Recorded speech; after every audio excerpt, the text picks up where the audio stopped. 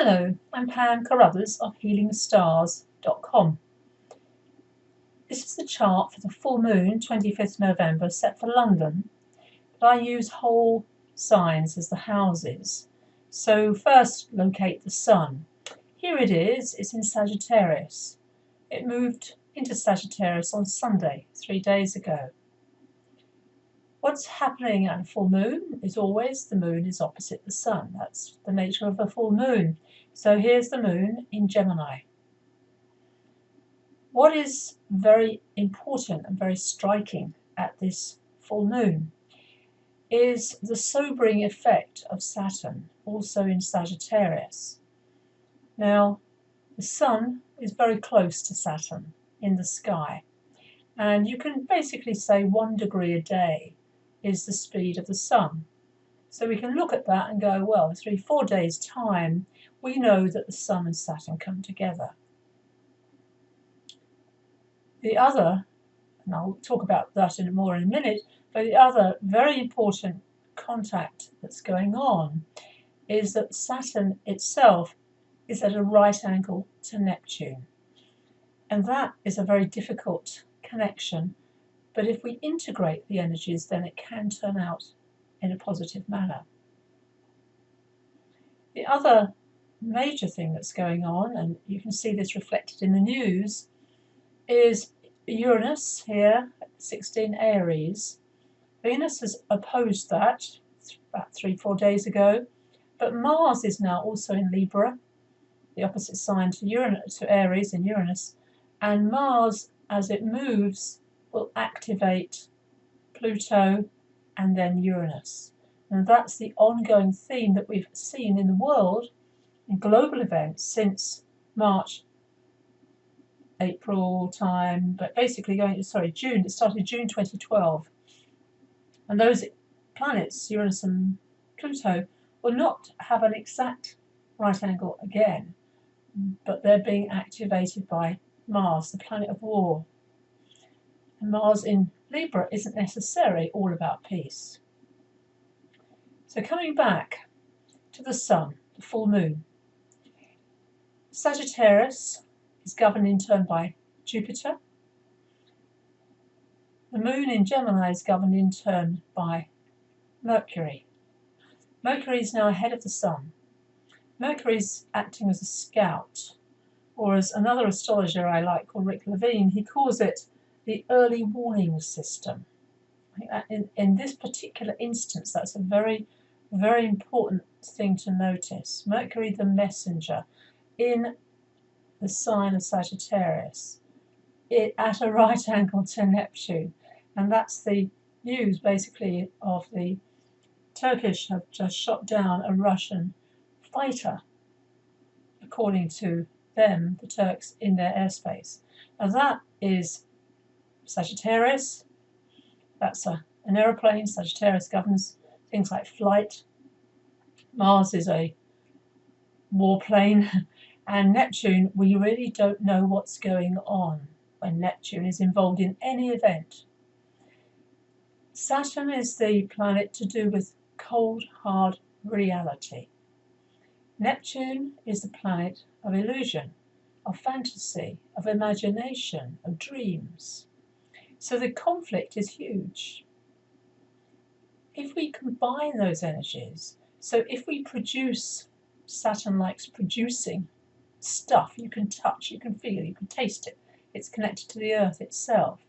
If we produce something that comes from our vision, our creative energy, Neptune, diving into that area that we all have, which is the most creative aspect of each human being, vision, which is the human vision, artistic vision, shamanic vision, spiritual vision, whatever aspect of that you personally connect with, it's a very good time to really go deep into yourself, to go into your dream world, your imagination, and see what messages Mercury wants to bring you, and then put it on paper.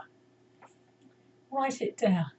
Produce something, whether it's a drawing, a poem, anything that is a connector from the world of the dream the heaven, if you like, bringing it down to Earth, Saturn's realm. That square, that tension, can also result in addictions.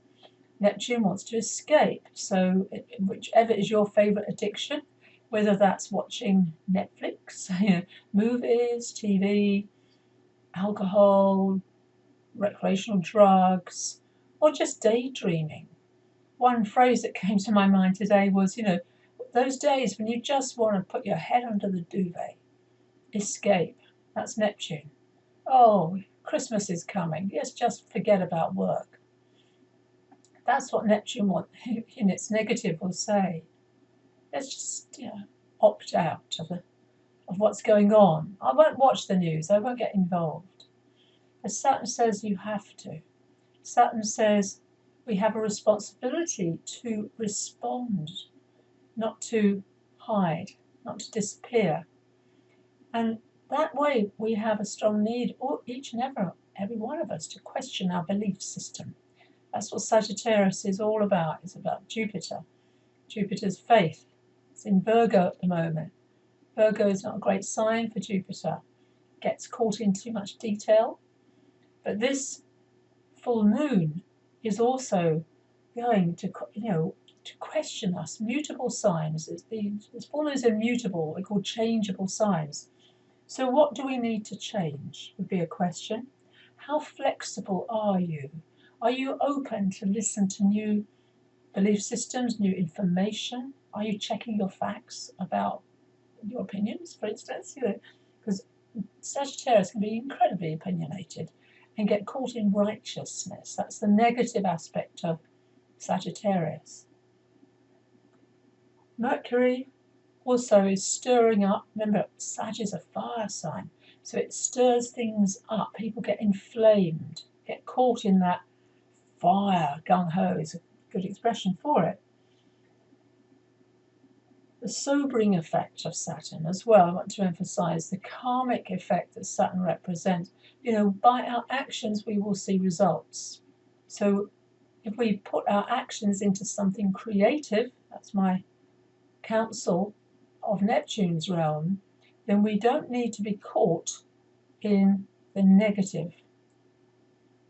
Our responsibility, I believe, is to respond rather than react. And slow down. This full moon is not a happy full moon. I can't emphasize that enough. Some people think, oh, full moon, great, go and celebrate. It's really something more interior. And as each one of us heals, I always believe in healing, and my website is called Healing Stars after all. We heal any projections that we might be seeing in the world, any judgments. That Saturn is very much about judgments. Then we can move through this energy and come out wiser as a result. That Mars energy, I'm just moving days forward slightly just to show you, it will get very close. Here it is, moving through Libra. So notice here it is, virtually right on 6th of December, that Mars is then activating Pluto. It's activating Uranus. It will be what we call an orb, really starting in December. This is a tense time in the world, very tense. So it doesn't really leave that orb until at least, 21st of December. So we are coming up for a very tough time. I've moved forward fast. Did you notice? Eagle eyes. Mercury is also with Pluto there. So this is, what's happening in the world events, leaders meeting, coming to some sort of very positive agreement is my prayer for the world and for each of us to recognize the negatives, not avoid the negatives of this square of Saturn and Neptune, but instead, as I said, to create something. We do have the opportunity, I believe, to bring heaven down to earth. Sign up at my website, healingstars.com. I am at the moment thinking about my next free webinar and the content of that. I look forward to meeting you. Thank you for watching. Bye.